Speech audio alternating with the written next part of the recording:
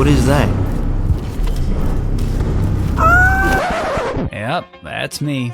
You're probably wondering how I ended up in this situation.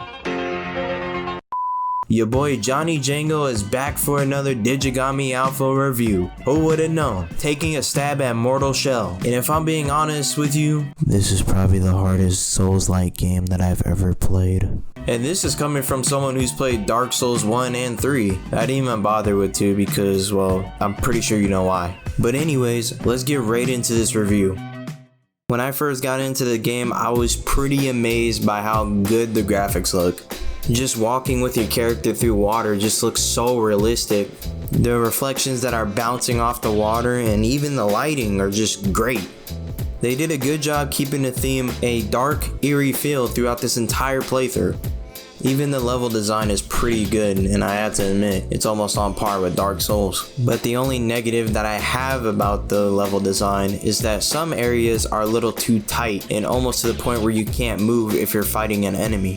But most of that gets countered out by the harden skill, which is actually a really cool mechanic that they have added. If you time it right, it can cancel anyone's attack and even stagger your enemy. This is great because it stops a barrage of attacks and the unpredictability of your enemies. And just like Dark Souls, I've died multiple times and came back just to get that vengeance on that one enemy that bodied me, just to get killed by the next one. And that's what makes this game so good, is because you never know what's around the corner and you never know how much damage they're gonna do. Instead of collecting souls upon killing your enemies, you actually collect these things called tar, or it's just tar. I'm guessing tar is very valuable in the Mortal Shell world, I don't know. And just like Dark Souls, if you die, you will drop your tar and you will have one chance to go get all that tar back. But if you don't recover the tar and you end up dying again, you will have just lost all that tar that you just worked for. So then I suggest doing a pro gamer move and then skipping past all the enemies just to get to that tar. As far as the items go, you don't know what any of the items do until you use them, because you have to use them a certain amount of times to reveal what they do. And I was pretty sad when I used the mask and lost 8 glimpses. So just keep that in mind when you're about to use an item. And last but not least, we're going to talk about the boss.